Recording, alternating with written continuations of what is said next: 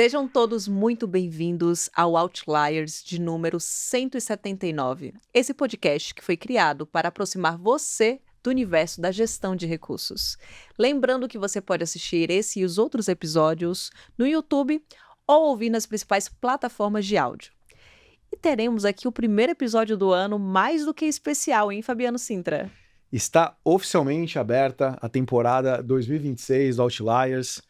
É um prazer estar aqui com vocês novamente.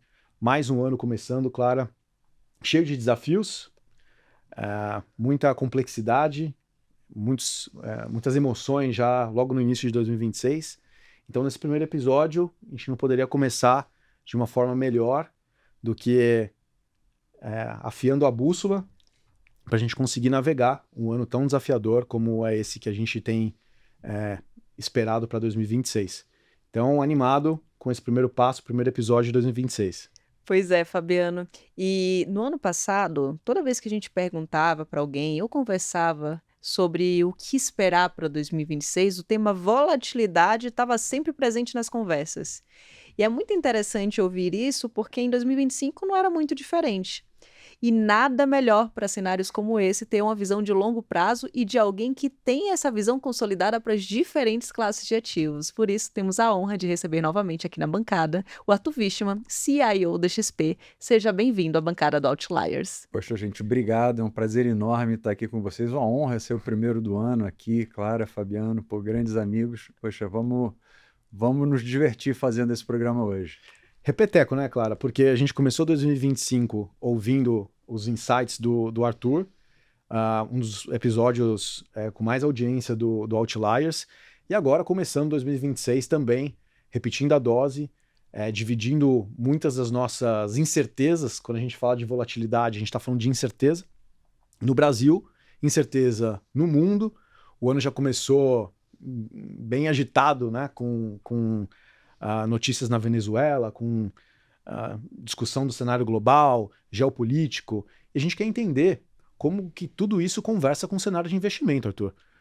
Como que a gente pode delinear um cenário que amarre tudo isso no mundo e no Brasil, que a gente consiga entender as perspectivas econômicas, principalmente econômicas, para o ano, e principalmente sobre a importância de ter uma alocação eficiente nesses tempos, como a Clara comentou, de alta volatilidade, de alta incerteza, né? Acho que um dos principais erros que a gente vê historicamente dos investidores é reagir na emoção, né? Perfeito. É reagir no impulso, agora é o fim do mundo, agora vai desandar, azedou de vez, e toma decisões subótimas, né? Monta e desmonta a posição, querendo acertar, né? E a gente sabe que não é o melhor approach. Então, o grande desafio é fazer toda essa amarração. Então, queria começar o nosso papo pedindo para você dividir a sua visão de 2026. Vocês soltaram um relatório agora, em janeiro, em que vocês mencionam, obviamente, esse evento geopolítico relevante, que foi a captura do Maduro pelos Estados Unidos, uma leitura mais ampla desse mundo que a gente está vivendo, né, Arthur? Essa lógica cada vez mais pautada numa abordagem política que prioriza o pragmatismo, os interesses nacionais, o poder, e um pouco menos as ideias morais, muitas vezes éticas e religiosas. Perfeito. É momento de olhar os governos focados em fatores práticos na economia, na segurança nacional, tudo isso guiando as suas decisões e posicionamentos públicos, né? Comenta um pouco desse cenário para a gente em que a gente começa o ano, Arthur. A gente está, de fato, entrando em um regime de risco diferente daquele modelo que moldou os mercados na última década. Como que a gente começa 2026? Tá. Sem dúvida nenhuma, eu acho que a gente está entrando... vou usar a sua analogia. Você falou, poxa, a gente tem que prestar atenção na bússola, né? E ter uma bússola precisa esse ano. O problema é que... Você sabe, né? A bússola aponta para o norte magnético. O norte magnético do mundo está mudando. Ele começa a flutuar, né? Basicamente, desde a queda do Muro de Berlim, né? Você tinha um norte magnético ali, você tinha um norte para onde os mercados apontavam. Olha, você podia ter recessão, você podia ter a bolha das .com, teve várias coisas ali no meio do caminho, 2008, pior crise do capitalismo desde 1929, mas você tinha mais ou menos uma direção, né? Que era um mundo que estava ainda se globalizando, era um mundo que estava se integrando, era um mundo onde a China se juntava à corrente de comércio global, então a China, em vez de ser um negócio separado, começava a se juntar à corrente de comércio global. E um mundo no qual a visão era, olha, os grandes problemas são resolvidos de forma multilateral, né? A gente criou instituições multilaterais, a Organização Mundial do Comércio, a Organização Mundial da Saúde, a própria OTAN, e esse mundo era organizado de forma que, poxa, existia um interesse acima do interesse subnacional. Eu acho que a gente volta para um mundo que você definiu muito bem. Eu gosto muito do termo Realpolitik do Kissinger, né, da década de 70. A Realpolitik nada mais do que... lá em Fortaleza, eu não sei como é que é lá na Bahia, Clarinha, mas assim, lá em Fortaleza a gente tinha um ditado que era o seguinte: farinha pouca, meu pirão primeiro. A Realpolitik é o seguinte: pragmático, o que me interessa... O que me interessa como país é mais importante do que qualquer consideração moral. Os Estados Unidos não fez uma intervenção na Venezuela para restaurar a democracia venezuelana. Não foi isso. Tanto que a vice-presidente está lá sentada até agora.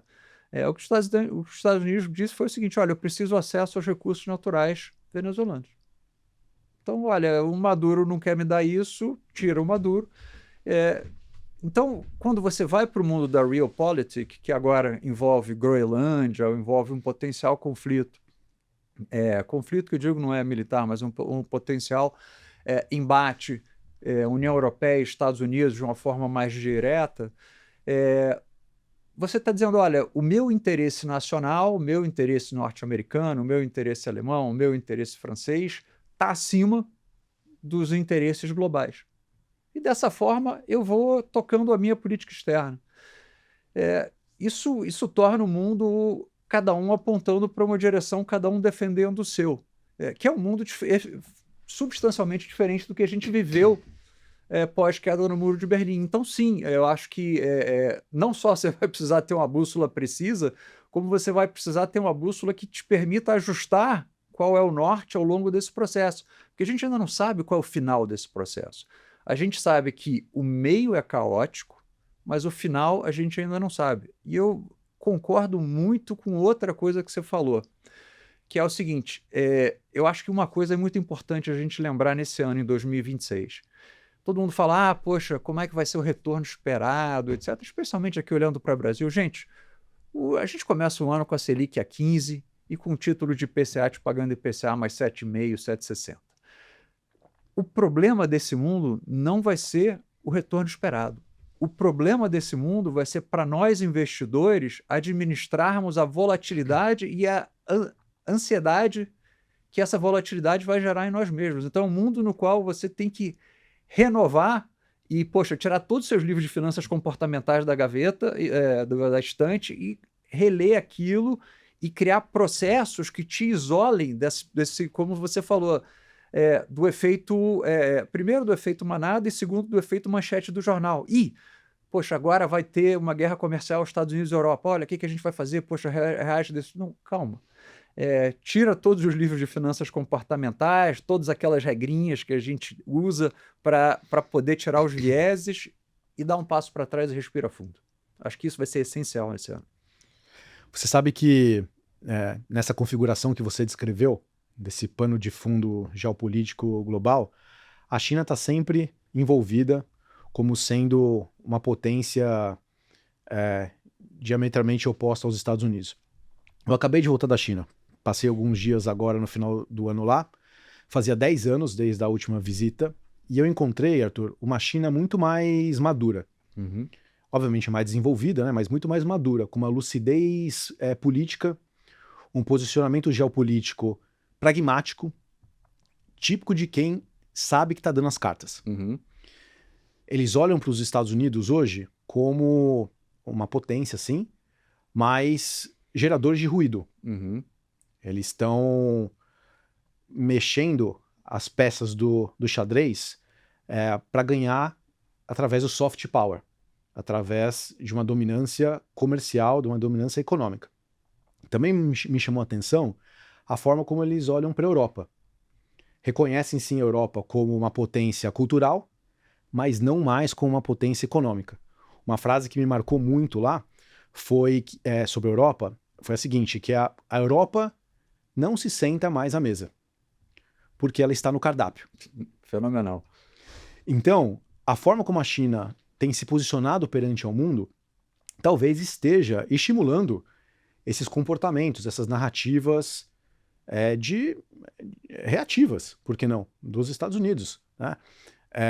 Como que você vê, para o investidor brasileiro, que hoje conhece bastante dos riscos e das oportunidades dos Estados Unidos, olhar para o mundo de uma forma muito mais ampla, olhar a China dentro desse novo contexto, olhar a Europa dentro desse novo contexto. Eu me pergunto muito o que vai ser a Europa daqui para frente, né?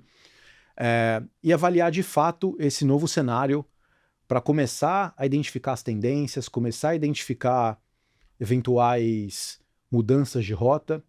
A gente está falando muito aqui que não vai ter cavalo de pau, né? Que muitas vezes não justifica uma mudança abrupta de portfólio. Mas, ao mesmo tempo, as tendências seculares elas vão se manifestando, né, gradualmente. A gente fala muito da AI, né? A AI, lá em Shenzhen, muito bem, você já esteve lá, sabe, que a AI vem com uma grande promessa de produtividade. Perfeito. Né? E a China tem liderado muito essa frente. Então, talvez esse ganho de produtividade se materialize de uma forma muito mais ampla na China. Então, uma tendência a ser acompanhada. Como que você avalia toda essa dança das cadeiras, que ela vai acontecendo aos poucos, a presença da China nesse cenário de investimento, para identificar essas macro tendências seculares, por que não, a serem capturadas? Olha, ótima pergunta, uma pergunta com várias partes, né? Vamos começar primeiro a pergunta de como a China vê isso e como a própria Rússia vê isso, né? É engraçado que a Rússia passou basicamente desde a Segunda Guerra Mundial, né? Desde a formação da OTAN, tentando romper a OTAN, né? Tentando fazer com que a geopolítica quebrasse a OTAN, né? E não conseguiu. E agora a gente está mais próximo que a gente já teve de uma ruptura de verdade da OTAN. Eu acho que se você assume que o século XXI vai ser marcado pela rivalidade geopolítica Estados Unidos e China, e a China percebe os Estados Unidos como seu grande rival geopolítico, como seu grande rival tecnológico, como seu grande rival econômico, uma briga Estados Unidos União Europeia, o que o chinês faz? Ele fala assim, eles dois vão brigar, eu quero só um cafezinho, ou chá verde nesse caso, né? Deixa os dois brigarem, entendeu? Eu acho que esse é um mundo no qual a China senta e observa de cadeira.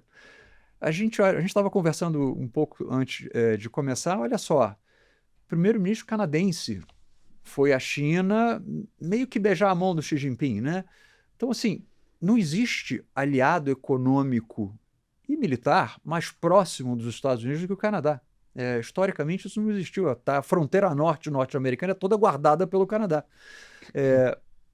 Não obstante, eles estão lá buscando uma alternativa, dizendo, olha, se os Estados Unidos vai se isolar do mundo e se ele vai se isolar e começar a praticar uma realpolitik truculenta, vamos colocar dessa forma, né, que é com base em tarifas e poxa, sequestro de pessoas e coisas dessa forma, eu preciso ter uma alternativa. E essa alternativa pode ser, poxa, se a minha âncora de estabilidade não é mais a minha âncora de estabilidade, qual que é o novo desenho que eu tenho que ter de alianças globais para que eu possa me situar como país? Eu acho que o primeiro-ministro canadense está se fazendo essa pergunta, eu acho que muitos líderes da União Europeia estão se fazendo essa pergunta, acho que a Austrália está se fazendo essa pergunta, acho que uma série de países está se fazendo essa pergunta. Quanto mais os Estados Unidos se retira do papel de liderança que ele exerceu pós-Segunda Guerra Mundial de forma muito clara, né? Então, se os Estados Unidos se retira desse papel de liderança, ele diz, olha, agora é cada um por si, o mundo vai buscar uma nova configuração. A gente sabe qual é a cara dessa nova configuração? A gente ainda não sabe. Mas estou disposto a apostar que, olha, o cristal já trincou, a gente já avançou demais na deterioração do relacionamento. Pode ser que, poxa, em próximos governos isso seja remendado, etc., mas já deu uma trincada no cristal. Eu acho que, como eu já falei, se você é um premier alemão a essa altura do campeonato, você tem alguma alternativa a não ser começar a se rearmar de novo? Não. Você diz, olha, os Estados Unidos não é mais o meu protetor de última instância, né? Eu não posso mais contar com o arsenal nuclear norte-americano se os russos se engraçarem para o nosso lado. Então lá vou eu me rearmar. Acho que a OTAN inteira está pensando nessa forma, né? Então, a gente sabe qual é a cara desse novo mundo? Não, porque a gente separa assim, não, tudo bem, então vai ser um mundo separado militarmente. Não, isso vai ter consequências econômicas muito importantes. Pode ser um mundo que se reorganize economicamente de tal forma que a gente precise um pouco menos do dólar. E aí você questiona um pouco a primazia do dólar como moeda de reserva global. Eu acho que não vai ser para os próximos 10 anos que o dólar vai deixar de ser a moeda de reserva do mundo. Mas pode ser que a gente viva um mundo onde o dólar se enfraqueça estruturalmente porque a demanda marginal é menor, né? Os bancos centrais compram um pouco menos, o comércio global é menos baseado em dólar. A China tenta há muito tempo, mesmo dentro da Ásia, promover uma zona de comércio baseada em renminbi, não em dólar mais. Então, eu acho que tem uma série de pontos de interrogação macroeconômicos que a gente ainda não tem resposta, mas que a gente sabe que talvez a hipótese mais razoável seja de que, sim, o futuro vai ser diferente do passado. Você comentou sobre, e foi super emblemático esse encontro do primeiro-ministro canadense com o Xi Jinping. É um vizinho dos Estados Unidos, né? Então não tem um nome mais emblemático do que o Canadá para fazer esse movimento. E se eu não estiver equivocado aqui, acho que o acordo bilateral que eles fizeram não foi em dólar. É isso. Né? Foi em yuans. Então, definitivamente é uma sinalização de um novo rearranjo. E acho que antes da gente começar, que eu também estava comentando contigo, que logo após da captura do Maduro, a China não só se manifestou, mas também começou a mexer os pauzinhos, né? Uma das atitudes que o Xi Jinping teve, ele acelerou o encontro com o primeiro-ministro da Coreia do Sul, toda a delegação do governo coreano e as principais lideranças empresariais da Coreia, inclusive a Samsung, que hoje tem os maiores market share de celulares na própria China. E o truco do Xi Jinping foi exatamente assim.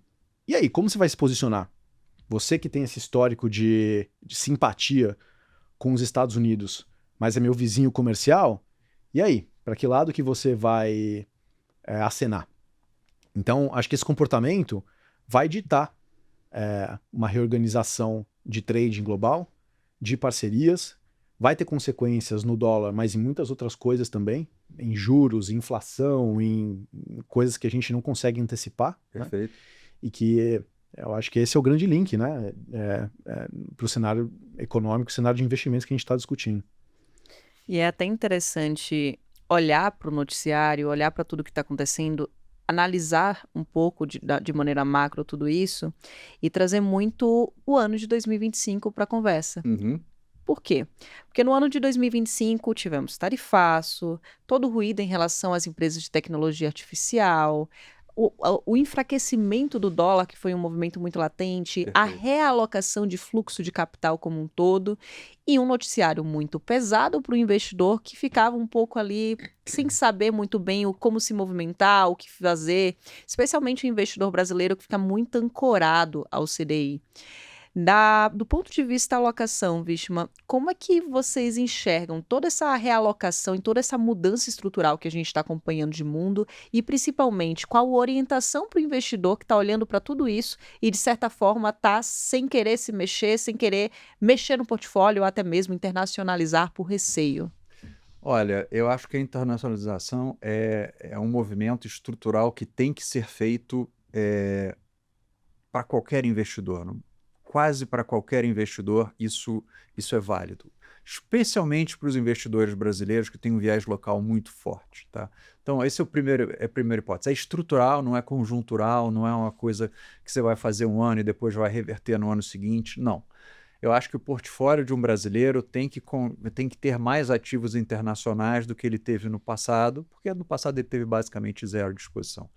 E o mercado de capitais global é muito rico em oportunidades. Né? A gente é menos de 1% do mercado de capitais global. Então, você não ter nada lá fora significa você dizer que em 99% do mercado de capitais no mundo não existe oportunidade atraente de investimento. Eu acho isso uma hipótese muito forte. Né? Agora, 2025 foi um ano super interessante, porque 2025 foi o ano do bull market em quase tudo. Né? Com exceção de petróleo, algumas coisas assim, mas olha, o Eurostoxx fez all-time high, o S&P fez all-time high, o ouro fez all-time high. Então você olha para isso e você fala assim, vem cá, mas que força é essa que faz com que todos os ativos no mundo subam? Ouro, que é negativamente, ou historicamente foi negativamente correlacionado com risco, e bolsa, que é positivamente correlacionado com risco, subam ao mesmo tempo. Que quebra de correlação foi essa? E aí você tem duas explicações que são, acho que, complementares. A primeira é que, olha, você teve, como você falou muito bem, a fraqueza do dólar, e a fraqueza do dólar promoveu um rearranjo de portfólios.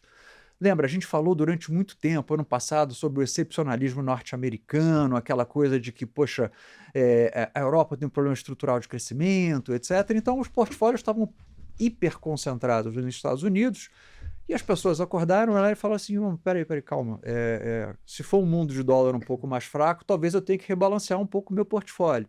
E aí sai um pouquinho de dinheiro nos Estados Unidos, e isso já faz um estrago gigante no mercado de capitais global.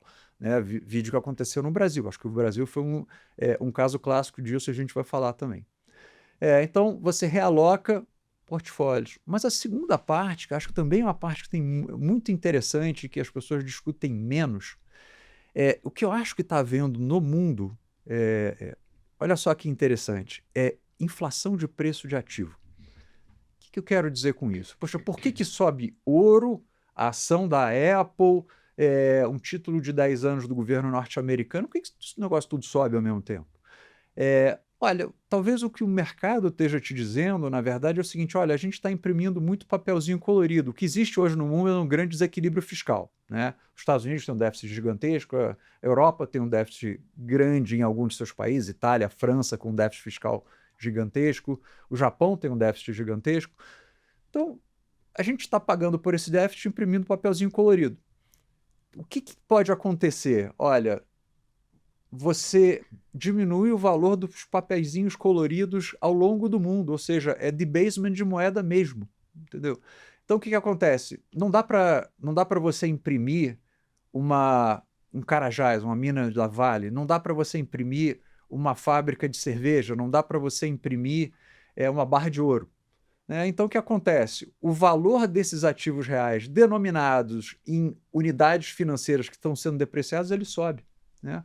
Então, eu acho que você tem um pouco dos dois. Eu acho que você já tem um pouco do que o economista chama isso de inflação de ativos. Se você está no mercado de capitais, você chama isso de bull market. Né? Mas tem uma diferença grande. Por quê? Porque se você está num bull market, ele normalmente é movido a crescimento e produtividade. Inflação de preço de ativo, não. Né? Então, essas duas coisas têm consequências muito diferentes no futuro. Né? No primeiro momento, elas agem iguaizinhas. No futuro, não. No futuro, elas vão ter diferenças. E aí, para terminar a resposta, para complicar 2025, você teve vários fatores ao mesmo tempo. Você teve o tarifaço, o aumento do risco geopolítico, o mundo começando a se fragmentar, mas também você teve a grande tração que começou de inteligência artificial. Ou seja, inteligência artificial, isso aí foi 2024, você pega o investimento em data centers. Né? Quando é que esse negócio dá um salto? Segundo semestre de 2024, 2025. Então, você vê a inteligência artificial deixando de ser só um conceito e alguma coisa para ela virar hoje algo tangível. Investimento em data centers foi mais de 1% do PIB norte-americano ano passado. Então ela deixa de ser um conceito, uma coisa meio que etérea, que talvez crie valor, e ela passa a ser um negócio que é mais de 1% do PIB no ano, né? Num PIB de 30 trilhões de dólares. Então não estamos falando de pouca coisa, não. Estamos falando de 400, 500 bilhões de dólares investidos só no passado em data centers. Então esse negócio começou a fazer diferença e começa a mover a agulha. E a pergunta é, poxa, o quão mais isso vai mover a agulha daqui para frente? Falando da economia americana, Arthur, no final o dólar pode estar mais enfraquecido, mas os Estados Unidos é e vai continuar sendo um grande colosso econômico no mundo. A economia americana ainda é muito forte, o PIB veio acima do esperado, consumo é resiliente, o mercado de trabalho robusto também. Como que você está olhando para a economia americana? O que você espera da economia americana para esse ano? E o que te mais preocupa? Olha, o que funciona, e a gente, voltando para o excepcionalismo norte-americano, as pessoas sempre endereçaram ou analisaram o excepcionalismo norte-americano como um fenômeno macroeconômico. Olha, o crescimento norte-americano é maior do que o crescimento europeu. Gente, eu entendo o excepcionalismo norte-americano, e para responder a tua pergunta de como a gente analisa para esse ano, como um fenômeno microeconômico. É óbvio que você soma todos os micros, dá no macro, né? Mas assim, o capitalismo norte-americano ele foi e é muito mais inovador do que o capitalismo europeu, do que o capitalismo japonês, por exemplo. Então, enquanto você tiver a inovação que as empresas norte-americanas estão trazendo, enquanto as empresas norte-americanas forem capazes de ser líderes em inovação, você tem essa batalha do macro que, poxa, pode ficar um pouco desorganizado, pressão sobre o Banco Central norte-americano, sobre o Fed, etc., né? Um embate grande da presidência da República com o Fed, umas coisas que macroeconomicamente você olha e dá uma torcida de nariz, mas, por outro lado, o lucro das empresas de tech continua crescendo de forma super saudável. Então, acho que o investidor está sendo extremamente pragmático. O lucro esperado, o crescimento de lucro esperado do S&P para esse ano é em torno de 11%, né? Poxa, isso é um crescimento bastante razoável de lucro, né? Então, quando você olha para isso, as pessoas olham e falam o seguinte, olha, tem esse embate entre o macro e o micro. Na média, o micro sempre ganha, a não ser que você bagunce tanto o macro de tal forma que que o macro comece a influenciar negativamente no micro, né? Que é uma história que a gente vive muito no Brasil, onde o macro começa a bagunçar o micro e impedir as empresas ou atrapalhar a capacidade das empresas de gerar valor. Isso ainda não está acontecendo de forma, digamos assim, espalhada pelos Estados Unidos. Você não percebe muito isso ainda no resultado das empresas. Então, enquanto o resultado das empresas estiver lá, enquanto você tiver inovação, você tiver investimento em capital intelectual, tem uma coisa interessante, né? Você define o excepcionalismo norte-americano. Para grande parte dos países, o ciclo de investimento ele é muito ditado pelo ciclo do mercado imobiliário, né? Que você viu a China, a própria urbanização chinesa, o crescimento brasileiro, o milagre da década de 70, teve muito a ver com investimento, especialmente em formação bruta de capital fixo. Hoje em dia, o investimento em capital intelectual nos Estados Unidos é o dobro do investimento do setor imobiliário norte-americano. Então, enquanto você olha e vê os Estados Unidos investindo uma montanha de dinheiro em capital intelectual, ou você acha que eles vão investir muito mal e esse investimento não vai gerar nenhum retorno, que eu acho uma hipótese ruim para ser feita, ou você vai olhar e vai dizer, poxa, é verdade, eles vão continuar sendo líderes em inovação, enquanto eles continuarem sendo líderes em inovação, eu vou continuar olhando para as empresas norte-americanas com admiração e querendo fazer parte da capacidade de inovação que essas empresas vão trazer. E você vê a performance do S&P, é o terceiro ano seguido de retornos em duplos dígitos, né? Isso. Então acho que mostra a força do modelo americano. As pessoas continuam lá. As empresas que lideraram o mundo por muitas décadas continuam lá. As políticas que funcionaram continuam lá. Acho que existem, sim, atualizações para continuar competitivo no jogo, com certeza. Mas os Estados Unidos continua com a sua força. Começo de 2025, a gente estava... eu vi muitos questionamentos, inclusive fora do Brasil, sobre os múltiplos do S&P 500, né? A gente fala aqui no mercado financeiro que os preços estavam esticados, então que era o ano de correção. Pois bem, fechamos 2025 com retorno aqui de quase 18% no S&P 500, né? Então, os Estados Unidos continua como um jogador forte desse jogo global. Fabiano, eu acho que essa questão do múltiplo do S&P, sem dúvida ela merece atenção, sem dúvida você está um desvio padrão e meio fora da média histórica. Eu acho que a média histórica é ruim, porque a média histórica compara laranja com banana, compara empresas que eram empresas de capital intensivo, de petróleo na década de 80, que faziam parte da S&P, com empresas diferentes hoje em dia, fundamentalmente diferentes, como empresas de tecnologia. Então, acho que o múltiplo deveria ser diferente mesmo e deveria ser mais alto. Então, primeiro tem esse ponto. Segundo, se o lucro continuar crescendo 11% por ano, isso significa que, olha, se o S&P ficar parado, ele fica 11% mais barato no final de um ano. Isso é um ajuste grande de múltiplo já. Então, assim, enquanto você tiver crescimento de lucro acelerado, olha só que interessante, o S&P pode subir 8% esse ano, que o múltiplo cai.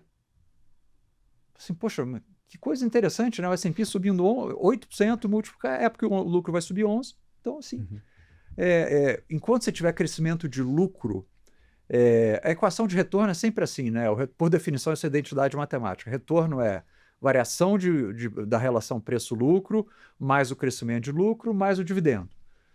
Enquanto o lucro estiver crescendo 11% e o dividendo for, 1,5%, que é o que é para o S&P hoje em dia, você vai ter 12,5% de retorno desse lado. Quanto é que o múltiplo tem que encolher para que você tenha um retorno negativo nesse índice? Né? Precisa de um encolhimento dramático de múltiplo.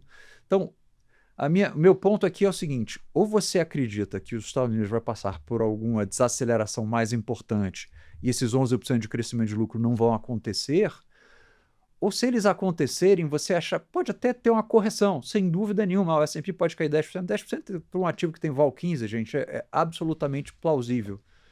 Mas aí ele vai ficar, no final do ano, 20% mais barato, porque o lucro vai ter crescido 11% e ele vai ter caído 10%. Né? Poxa, será que com 20% de queda você não compraria o S&P? Eu acho que compraria, né? Você acha que a gente deveria começar a olhar para o S&P quebrado? Porque a impressão é que preços e múltiplos estão cada vez mais influenciados pelas Magnificent Seven. Para quem não está familiarizado aqui no podcast, são aquelas 7 ações americanas: Apple, Microsoft, Amazon, Alphabet, Meta, Tesla e Nvidia, que são companhias que estão indo muito bem, estão na vanguarda do AI, da tecnologia, e que têm performances realmente muito diferenciadas. Mas são só 7 papéis. A S&P são 500, né? Tem os outros 493. A gente deveria começar a decompor os preços e múltiplos entre essas duas partes para olhar a alocação de ações americanas? Olha, eu acho que olhar a microestrutura de mercado é sempre saudável, sempre te traz alguma informação útil. Mas o que é interessante agora é você dizer o seguinte: primeiro, você tem razão, uma parte importante do crescimento do múltiplo do S&P foi o domínio das Magnificent Seven, mas você tem uma pergunta super interessante, Fabiano, que é a seguinte: olha, tá bom, inteligência artificial virou investimento em data centers, que vai precisar de investimento em eletricidade, em geração de eletricidade, em transmissão. Quando é que isso chega nas 493 outras empresas do S&P como ou crescimento de receita ou corte de custos? Ou seja, toda tecnologia de propósito geral, que é o que inteligência artificial causou duas coisas para as empresas que não estão relacionadas diretamente a ela. Ou você corta custo, ou você cresce receita. Né? Pensa na Coca-Cola com eletricidade. A Coca-Cola não faz eletricidade, mas, poxa, sem eletricidade não tem refrigeração, sem refrigeração não tem Coca gelada, e Coca gelada é bom, Coca quente é ruim. Então você deslocou positivamente a demanda da Coca-Cola por causa da eletricidade. Quem são as novas Coca-Colas? Essa é uma pergunta super interessante para a gente tem discutido muito isso aqui. E eu acho que a discussão agora vai ser como que a inteligência artificial se dissemina pelo resto da economia e os ganhos de produtividade que isso vai gerar. Excelente. Bem, Wishman, eu queria agora trazer uma pergunta aqui até um tanto quanto polêmica. Opa! E o Brasil nessa história toda? E essa pergunta ela vem acompanhada de vários acontecimentos recentes, de um vai e volta em relação à questão de tarifas aqui no Brasil. Mais recentemente, o Brasil foi incluído na lista de países que estão com congelamento de visto para imigrantes Uhum. e de vistos para imigrantes, e isso traz uma certa complexidade na leitura de cenário, porque o que parecia ter sido acalmado de um lado, agora aparece ali com uma situação mais delicada. E a grande questão é como tudo isso tem impactado a economia brasileira e principalmente tudo que a gente está acompanhando aqui. De certo, nós tivemos um ano excelente para os ativos de risco aqui no Brasil em 2025, principalmente pela entrada dos investidores estrangeiros, Perfeito. enfraquecimento de dólar, alguns componentes que contribuíram com todo esse cenário aqui para a economia local. Só que junto com tudo isso, nós temos um cenário político aqui adiante e toda uma disputa política para 2026 que também pode trazer volatilidade. Então, voltando para a minha pergunta inicial, como é que fica o Brasil em toda essa história? Olha, eu acho que um dos maiores erros que você pode fazer ao tentar interpretar 2025, um dos maiores erros que você pode cometer ao tentar interpretar 2025, que foi um ano espetacular para os ativos brasileiros, é você dizer, olha, o mercado está nos recompensando por um conjunto de políticas econômicas corretas. O mercado está, entendeu, dando um tapinha nas nossas costas, dizendo, poxa, bom trabalho. Não é isso. Eu acho que você colocou muito bem. 2025 foi um ano no qual o tema principal foi o enfraquecimento do dólar. Quando o dólar enfraquece, por definição, né, o real veio de 6,20 para 5,40, né? Então, poxa, por definição, você tem um fortalecimento do real. Ah, mas então o mercado está dizendo que eles estão otimistas com o Brasil. Não, o real se fortaleceu tanto quanto o peso mexicano, o peso colombiano, a moeda sul-africana, o euro. Então, não é isso, é um movimento de dólar fraco. Sim, a gente ganhou o jogo de 2-0 no ano passado, mas não é porque o nosso ataque foi muito bom, é porque o time adversário fez 2 gols contra, né? Então, assim, tem que tomar um pouco de cuidado com essa leitura. Por quê? Porque isso não vai transbordar para 2026 como um todo. Eu acho que 2026, ou seja, você, primeiro, lê que o mercado ainda tem uma preocupação muito grande com a gestão da política macroeconômica brasileira, especialmente na dimensão fiscal, política fiscal. Então, isso transborda para 2026, eu acho muito pouco provável. Ou seja, 2025 foi um ano onde a gente está dizendo para vocês, olha, o global foi mais importante do que o local. Os fatores globais de fluxos de investimento estrangeiro, etc., deslocaram o preço mais do que a avaliação do que está acontecendo dentro do Brasil. Eu acho que 2026 não deve ser um ano assim. Ele pode ser até assim no início, que é um pouco do que a gente está vendo agora, né?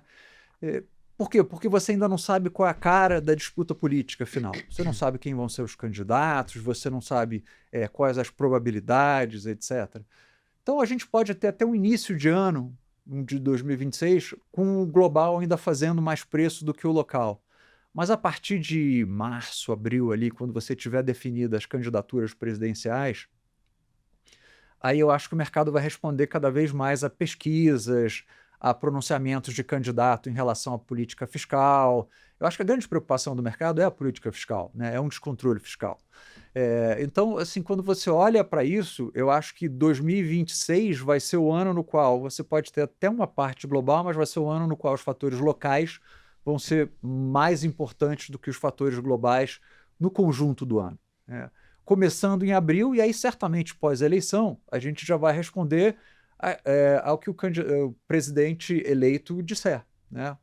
Quem vai ser sua equipe, quais serão seus planos para a gestão da política fiscal, para a gestão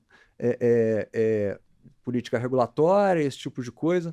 E eu acho que, então, eu tenho dificuldade em assumir que 2026 vai ser igual a 25. Eu acho que o início pode ser, mas ao longo do ano, cada vez mais os fatores locais vão ganhando força comparado com os fatores globais, independente do que esteja acontecendo fora do Brasil.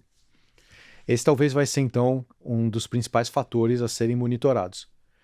Todo ano eleitoral no Brasil é um ano nervoso nos mercados. É um ano interessante, no sentido chinês, né? Na praga chinesa. Porque tem incerteza, incerteza traz volatilidade, volatilidade traz variação de preço, gera ansiedade no investidor. Muitas vezes esse investidor, não sabendo o que vai acontecer, tenta acertar, né, e tenta fazer movimentos abruptos de portfólio.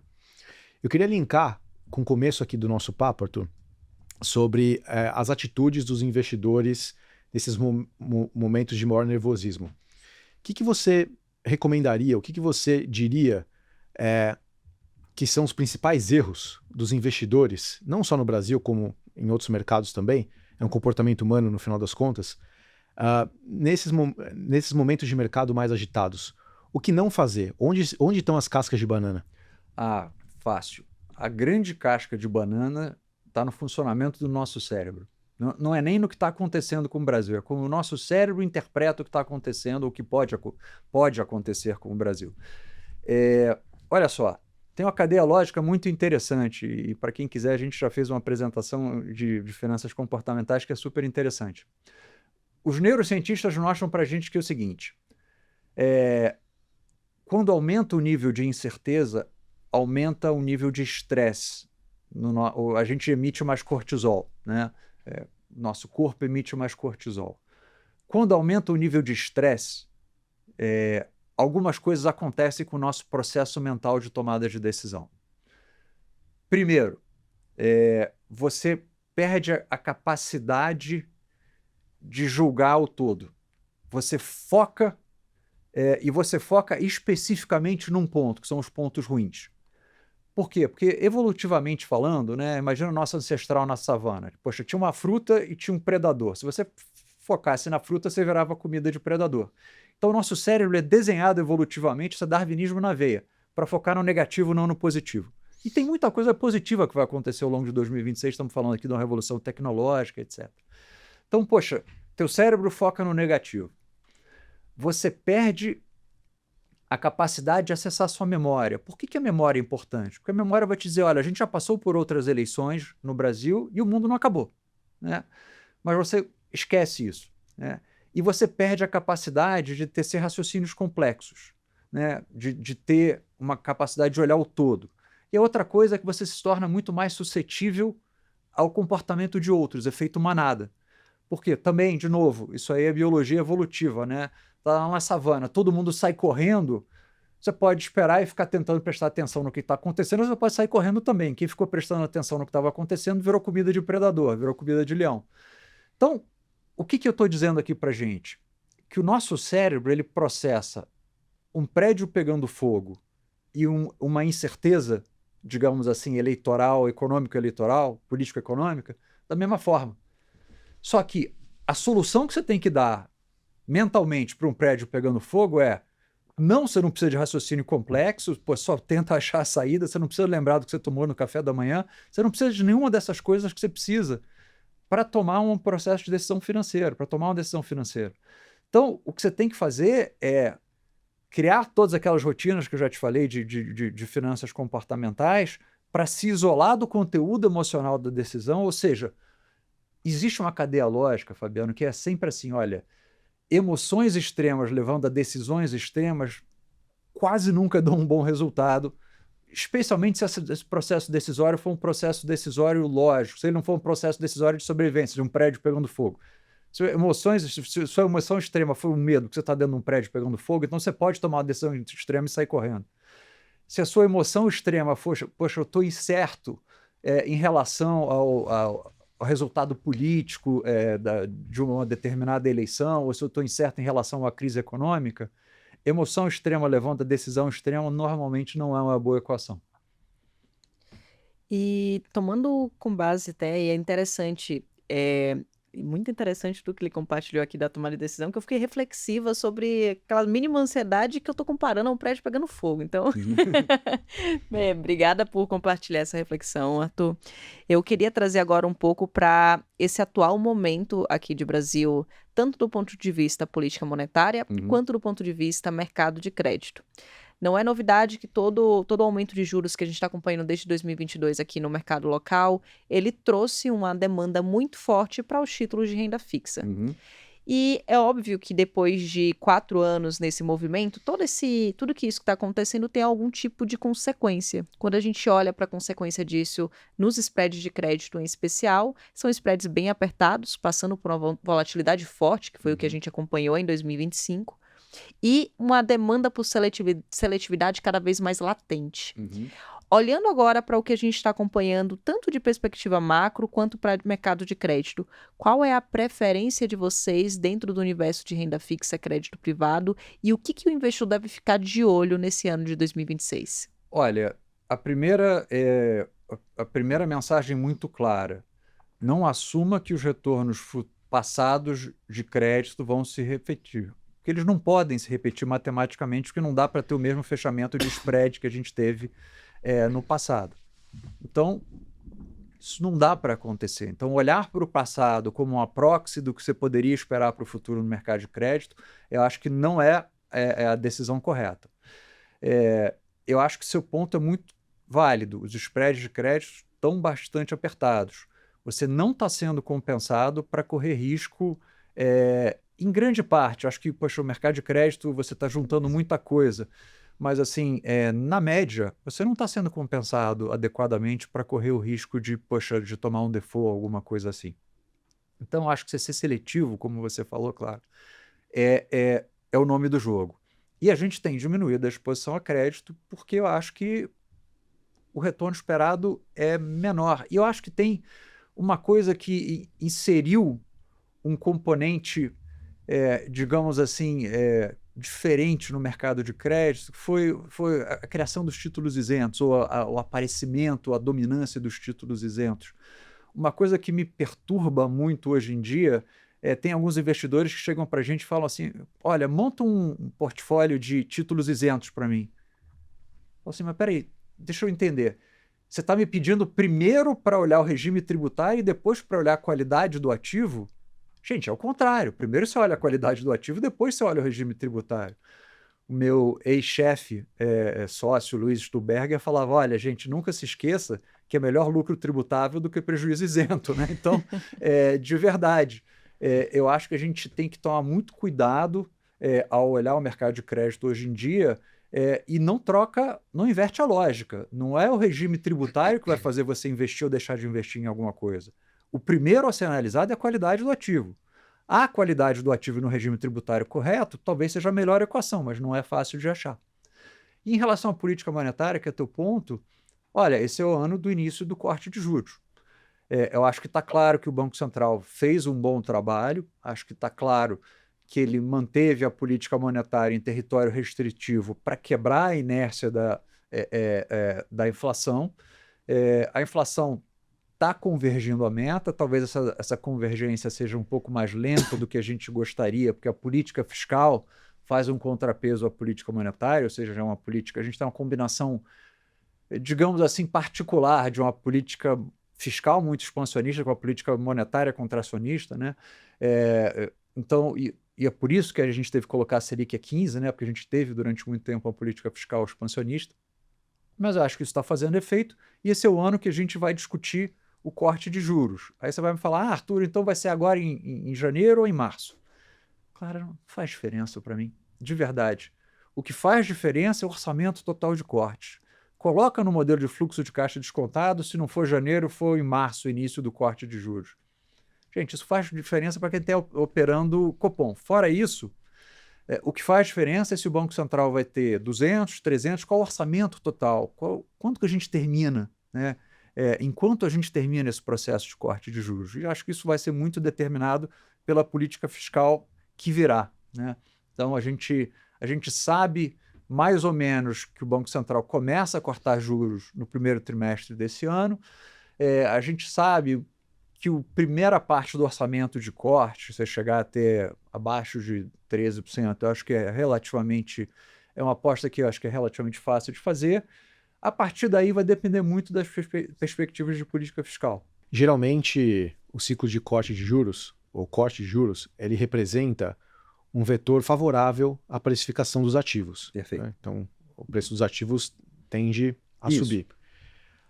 Quais seriam as classes que você acha que vale acompanhar de perto, vale uma atenção, que podem, de fato, se beneficiar nesse momento, em 2026, desse provável corte de juros no Brasil?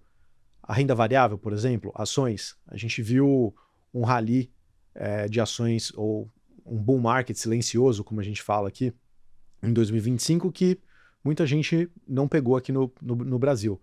Renda variável é uma das modalidades que pode ser beneficiada? Existem outras? Ah, sem dúvida. Sem dúvida, a renda variável é uma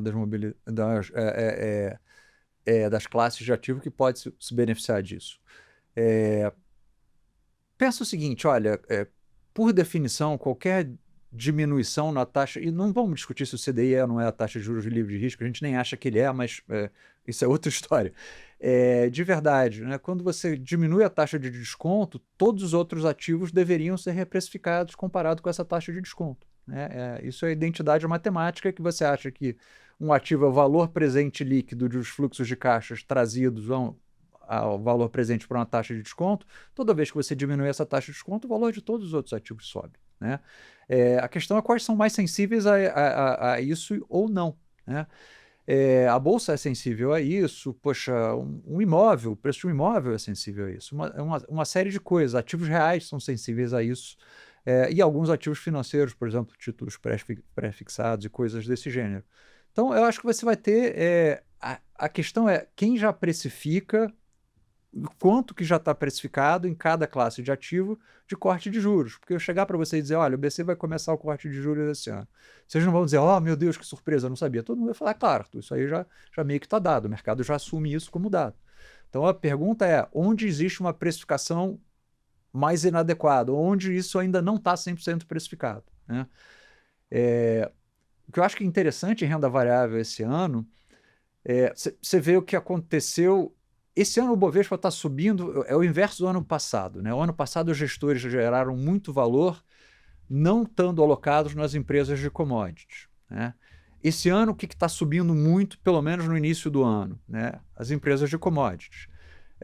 Então, o Bovespa tem essa característica curiosa. Né? Mas eu acho que, poxa, todas as empresas da economia local são empresas que são sensíveis à mudança de custo de capital. Qual é o impacto da mudança de custo de capital numa Vale? Aí já é uma pergunta um pouco mais complexa. Acho que é positivo, mas talvez seja menos positivo. Mas se olhar as empresas de economia local, eu acho que elas deveriam se beneficiar com isso. A gente costuma olhar a variação do Ibovespa, a variação do preço dos ativos, né? Esperando o corte de juros agora. Mas, na verdade, o que determina é a curva de juros futuro. Perfeito. 2025 foi um ano ótimo para o Ibovespa, 34% de retorno acumulado no ano. Com certeza foi algum shift já da curva de juros, olhando para juros de 26, 27 e 28. Será então que essa reprecificação já não está no preço atual do Ibovespa? Você comentou também do crédito, que vocês diminuíram um pouco na carteira recomendada. Qual que é a posição na carteira de vocês para ações no ano? Teve uma diminuição marginal? Aumentou? Não, a gente não diminuiu a exposição à bolsa. Porque pensa o seguinte, olha, e isso é outro ponto super interessante, Fabiano. Você falou do crédito, né? Pensa na estrutura de capital de uma empresa. Você tem dívida e você tem ações. Né? O que a gente está dizendo? Que dentro da estrutura de capital de uma empresa, a gente acha ações mais baratas do que dívida na média. Tá? Isso não é verdade para todas as empresas, mas, poxa, na média, a gente está te dizendo, olha, tem mais valor na estrutura de capital de uma empresa nas ações do que na dívida daquela empresa na média. Então, a gente diminui a exposição a crédito, mas não diminui a exposição às ações. Acho que isso está bastante claro para a gente. De novo, o que vai determinar é a discussão de quanto vai crescer o lucro do Bovespa e quantas empresas vão ser capazes de criar lucro. Concordo com você, uma parte importante da queda de juros já está precificada.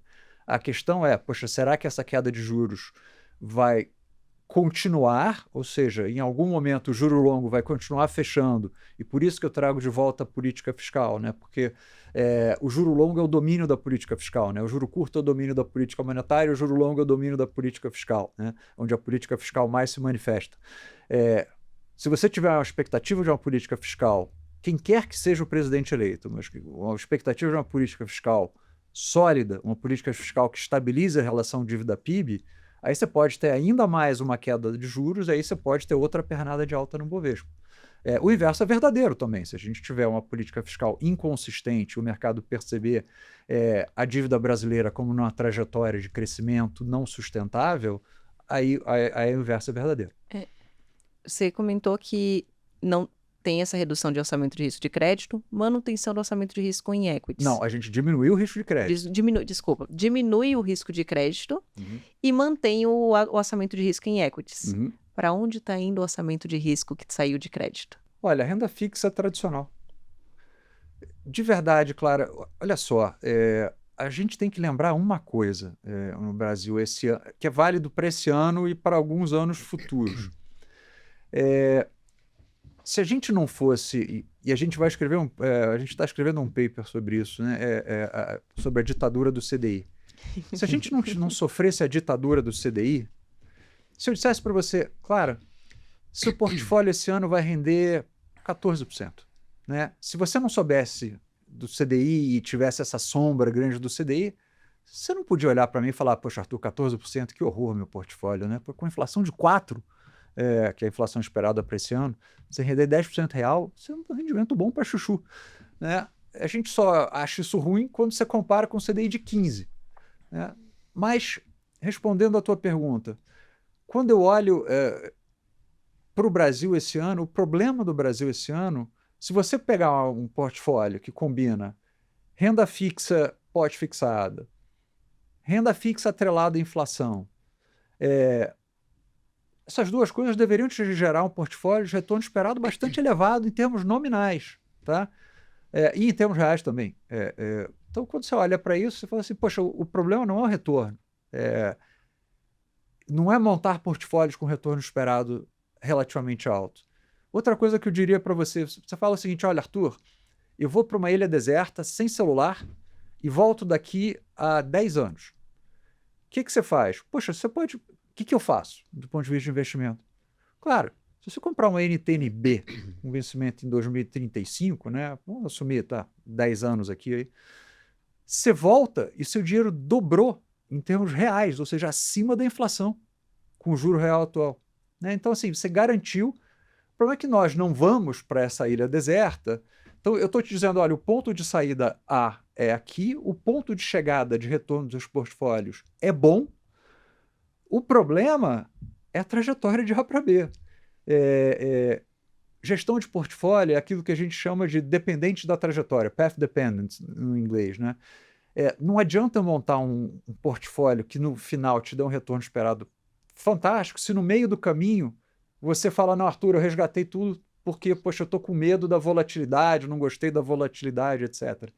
Então, o que eu falei, o grande desafio dos gestores esse ano vai ser administrar a volatilidade e a ansiedade dos nossos clientes. Não vai ser gerar retornos positivos. Gerar retornos positivos, bater o CDI é difícil, não estou dizendo que é fácil, tá? Mas gerar retornos positivos e retornos que compõem capital significativamente acima da inflação, não é um problema. O problema vai ser administrar a volatilidade e como você sai de A para B. Sob um olhar técnico de alocadores, como que você percebe o momento atual dos títulos pré-fixados e dos títulos IPCA+, as NTNBs? Estou olhando o fechamento de mercado aqui, na data de hoje, 19 de janeiro, os títulos do Tesouro pré-fixados de 2035, 13,80. O título IPCA+, também de 2035, IPCA mais 7,70. Nesses patamares atuais de prêmio, você acha que é o momento de considerar ainda incrementar alocações? Ou talvez... Acho que depende da sua alocação atual, mas assim, que títulos ligados à inflação têm que fazer parte de qualquer portfólio para mim, acho que isso é quase que uma identidade. Por quê? Porque não, como você falou, IPCA mais 7,60, né? Você olha e fala assim, bom, se as coisas derem certo no Brasil, o juro real de longo prazo não vai ser 7,60. Então, você tem um fechamento de juros, ok, talvez você não pegue tudo isso, porque a curva de inflação implícita também já reflete um prêmio, então você tem uma queda nas implícitas e tal, mas o teu resultado no título de IPCA não vai ser ruim. Por outro lado, se as coisas derem errado, então o título de IPCA para a gente, ele é um componente importante do portfólio, porque se as coisas derem errado, eu quero o componente IPCA, se as coisas derem certo, eu quero 7,60 de juro real. Já o juro pré-fixado, ele não, ele já é uma aposta muito mais direcional de que as coisas darão certo. Mas eu te garanto uma coisa, Fabiano, o juro no Brasil não é 13,80, que você falou de 10 anos. Eu garanto para você que nos próximos 10 anos o juro não será 13,80. Ah, mas Arthur, ele vai ser muito maior ou muito menor do que isso? Isso é uma boa pergunta, mas 13,80 é matematicamente infactível. Por quê? Porque a gente começa com 80% de dívida PIB. Coloca 14% de juros em 80% de dívida PIB, você vai estar pagando mais de 10% de juros, 10% do PIB só de juros todo ano. Você quebra o tesouro. Isso é claramente insustentável. Ah, mas então por que o mercado coloca os juros num patamar que é claramente insustentável? Porque o mercado não sabe para que direção a gente vai, né? Como a gente tem esse evento binário, né, que é a discussão sobre política fiscal sustentável e política fiscal insustentável, para não trazer a política no meio dessa conversa, para não ficar o jogo de fla-flu de política, a discussão é tão simples quanto, olha, se você tiver uma política fiscal sustentável, o juro no Brasil é significativamente abaixo, mas significativamente abaixo desses 13,80. E se você tiver uma política fiscal não sustentável, aí o pré-fixado perde, na verdade, ele perde o significado, que era um pouco a década de 80. Qual que era o juro pré no Brasil na década de 80? Ninguém sabe, porque não fazia o menor sentido você falar em juro pré-fixado numa economia com inflação acelerada, né? Então, acho que o mercado fica oscilando entre essas duas coisas. Esse 13,80 é meio que um meio a meio, né? Porque é mais ou menos essa probabilidade que o mercado atribui para cada um dos cenários, né? Arthur, um ponto que aparece com frequência nas conversas com alocação é a ênfase na disciplina, na diversificação e na seletividade na construção de um portfólio, especialmente em um ambiente como esse que a gente está acompanhando agora, que está sendo acompanhado por uma alta volatilidade. As carteiras recomendadas, elas mostram que ao longo do tempo não é necessário fazer ajustes muito grandes para que o investidor consiga ter um portfólio equilibrado no longo prazo. Perfeito. Um belo exemplo disso é o comparativo entre 2025 e 2026. O que você diria para aquele investidor que depois de 2025 é excelente para ativos de risco, ficou muito alocado no CDI e que nesse momento está querendo revisitar o portfólio para montar a carteira para 2026? Olha, eu acredito muito na teoria da folha em branco, que é para você não cair naqueles vieses comportamentais que a gente falou, inclusive no viés de recência, que é, não, eu vou deixar o meu portfólio hoje igual ao portfólio de ontem porque o de ontem deu certo. Não, não é verdade. Eu acho que você tem que olhar para 2026 com uma folha em branco, dizer, olha, como é que eu construiria um portfólio a partir de agora, sabendo o que eu sei, com os níveis de preço que estão prevalecentes no mercado agora. E eu acho que 2026 é um ano com um nível de incertezas que justifica você ter que ter uma diversificação, sim. Eu acho que a concentração em 2026 ela pode ser particularmente perigosa. 2026, Clara, é o que a gente... Eu não quero usar um termo econômico chato, mas é o que a gente chama de um jogo não repetitivo binário. Ou seja, o que é isso? É você apostar em um resultado de cara ou coroa. Porque se você disser para mim, Arthur, vamos jogar cara ou coroa, me diz o resultado de um jogo de 100 jogos de cara ou coroa.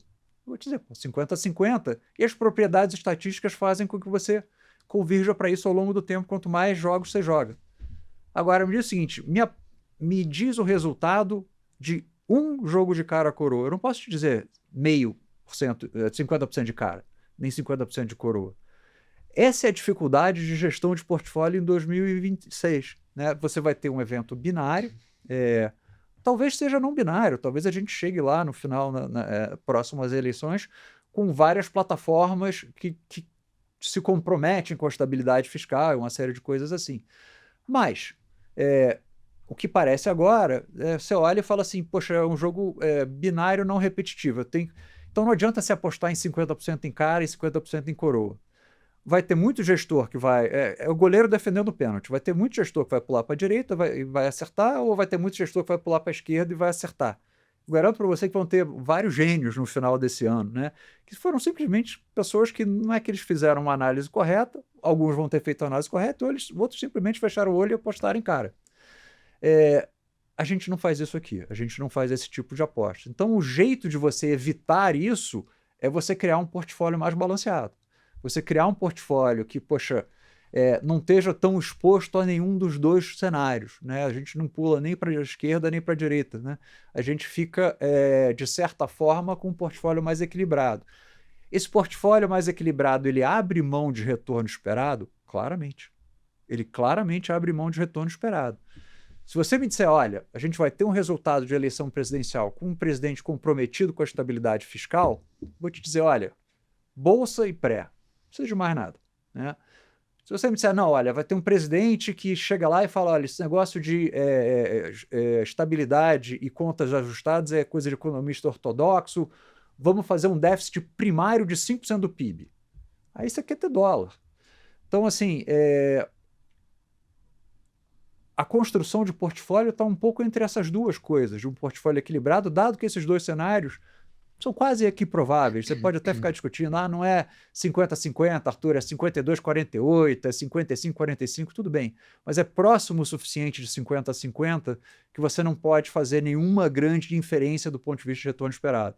Uma pergunta legítima nesse cenário que a gente está descrevendo de incerteza, tanto global, nessa reconfiguração geopolítica, econômica, e também incerteza de Brasil, pelo fato de ser um ano eleitoral, é se existe alguma classe de ativo que performa bem em ambiente de incerteza. 2025 foi um ano de valorização expressiva do ouro, por exemplo. Uhum. Eu não poderia deixar de perguntar do ouro. Ele disparou 66% Perfeito. no ano. Fatores impulsionadores. Essa incerteza geopolítica que a gente falou, os bancos centrais comprando massivamente o ouro nas suas posições proprietárias, acho que uma busca por segurança nesse momento tão agitado. Então eu queria ouvir um pouco sobre a sua opinião sobre o ouro. Se é uma classe que deve continuar performando em um ano recheado de incertezas e também se você tem alguma opinião sobre a criptomoeda, sobre o Bitcoin. Se ele, na verdade, é uma classe que começa a se apresentar também como uma fonte de segurança. Uhum. Então, olha, eu não investiria em ouro esperando que ele vai subir outros 60 e poucos % no ano. Não acho que isso seja razoável. Por outro lado, como você falou, uma parte importante dessa alta ela é movida por fatores profundamente fundamentais, eles não são fatores cíclicos. Sim, tem um pouco de ciclicalidade, tem um pouco de oba-oba no mercado de ouro? Tem. Mas a demanda por ouro dos bancos centrais está lá, especialmente dos bancos centrais não alinhados com a política econômica norte-americana, como, por exemplo, o People's Bank of China, né? Então, uma série importante de bancos centrais, você não sabe agora se os bancos centrais europeus, né, se o ECB, né, se os bancos centrais vão começar a administrar suas reservas de forma diferente, ter menos título público norte-americano, do Tesouro norte-americano. O que você sabe é que, na média, na margem, a demanda por títulos do Tesouro norte-americanos por parte dos investidores institucionais diminuiu e eles buscam um novo proxy para o ativo livre de risco. E o ouro, historicamente, foi um ativo que ajudou a diminuir risco no seu portfólio. Então, acho que estruturalmente você criou uma demanda por ouro, né? Se essa demanda por ouro vai fazer com que o ouro suba, eu acho pouco provável. Eu jamais investiria pensando que ele vai subir de forma vertical sem volatilidade. O ouro vai ter volatilidade. Você lembra quando ele teve aquela correção de 10% ano passado, sem que tivesse absolutamente nada acontecido, né? Então ele vai ter volatilidade. Mas eu acho que é um ativo que continua tendo uma demanda fundamental no futuro. Já a criptomoeda a gente não sabe, Fabiano, pelo seguinte: você teve uma grande quebra de correlação entre o ouro e o Bitcoin esse ano, por exemplo. O Bitcoin começou a operar muito mais como um ativo com risco do que com um ativo livre de risco. A correlação dele com o S&P aumentou e a correlação dele com o ouro diminuiu. Então, o que é o criptoativo hoje em dia? Ele é um ativo de risco que pode performar super bem num ambiente onde o risco vá bem. Bitcoin pode subir um monte se o risco for bem. Mas, por outro lado, se o risco for mal, ele vai performar mal, ou ele é negativamente correlacionado a risco? A gente não tem uma resposta boa. Por quê? Porque, historicamente, todo mundo olhou e falou, olha só, o Bitcoin fez assim e ele tinha pouca correlação com os ativos de risco. É verdade. Mas quando você pega os dados mais recentes, isso já não é tão verdade assim. Então, acho que o Bitcoin é uma grande incógnita. Já o ouro, acho que não. Acho que o ouro é mais claro que você está diversificando o risco ao adicionar ouro no seu portfólio. Mesmo porque eu acho que o Bitcoin ele também pode ter tido o preço influenciado por fluxo e menos por fundamento. Porque teve uma injeção brutal de dinheiro na classe, inclusive por investidores institucionais mundo afora. Né? Então, às vezes, o fluxo acaba distorcendo o preço, descolando necessariamente do fundamento. Né? Acho que sim. Exatamente. Wishman, nós temos um clássico bloco aqui no Outliers, em que saímos da pessoa jurídica e vamos abordar um pouco da pessoa física. E a minha física não tem a menor graça. Mas nós temos um boato constante no time de alocação, que temos um leitor assíduo, Fabiano Sintra, que compartilha excelentes sugestões de leitura. Eu anoto todas. Ano passado ele falou de vários livros também. O Arthur é uma fonte de conhecimento. E é exatamente isso que nós abordamos nesse quadro, que é o Para Além da Gestão. Gostaríamos de abordar aqui alguma sugestão de leitura, pode ser também um podcast, um filme. O que você gostaria de compartilhar com a nossa audiência? Olha, tem um livro espetacular para quem quiser ler, e ele não vou falar aqui um livro técnico, né, para não parecer arrogante. Tem um livro que chama Brighter Than a Thousand Suns. É um livro que minha avó me deu para ler quando eu tinha 15 anos, e eu só achei agora de novo e reli. E ele é um livro sobre o Projeto Manhattan, sobre a criação da bomba atômica, que ficou famoso com o filme do Oppenheimer. O problema do filme do Oppenheimer é que ele foca muito na pessoa e na personalidade do Oppenheimer, com quem ele tinha caso, se ele era de esquerda, se ele não era de esquerda. Eu acho que essa é disparada a parte menos interessante. Esse Brighter Than a Thousand Suns, ele conta a história de vários dos cientistas em Los Alamos, e é um processo super interessante do desenvolvimento da bomba atômica, das discussões que eles tinham, das discussões éticas, mas também você tinha ali, olha, o John von Neumann. O von Neumann, poxa, ele foi o criador de teoria dos jogos. Você tinha, entendeu? Aí sim, o Oppenheimer, você tinha uma série de cérebros brilhantes ali, e ele vai contando a história desses cérebros, as conversas que aqueles cérebros tinham, as discussões que eles tinham. Então é muito, e ele é muito bem escrito. Só para vocês, não é a referência minha. A recomendação do livro, na capa do livro da última edição, é um livro que eu acho que já não tem mais edição moderna. É do Bertrand Russell. Então, assim, tem gente muito mais inteligente que recomendou o livro do que eu. Então o livro e ele é muito divertido de ler, ele é muito bem escrito. Então vale muito a pena você ler as histórias, assim, é muito legal. Eu recomendaria fortemente. Excelente, Wishman. Temos um excelente programa para começar 2026, não é, Fabiano? Começando o ano com tudo. Obrigado, Arthur, por trazer luz para todos esses temas. Acho que os investidores estão todos interessados em entender o que fazer, o que não fazer, o que esperar do ano. Acho que ficou a mensagem que é um ano de apertar o cinto, porque vai ter turbulência, e que essa turbulência não necessariamente implique em tomadas de ações emocionais que possam ser detratoras para o portfólio. Isso. A mensagem importante aqui, isso não significa inatividade, mas tome uma decisão com base na correta avaliação do portfólio naquele momento. Não tome uma decisão com base no estômago, né? Tenta, e eu sei que isso é super difícil, por isso que a gente precisa da ajuda dessas rotinas de finanças comportamentais, mas de verdade, toma uma decisão com base no cérebro, não no estômago esse ano. E, gente, muito obrigado, um prazer enorme estar aqui com vocês. Obrigado mais uma vez, um excelente 2026 para os investimentos de todos.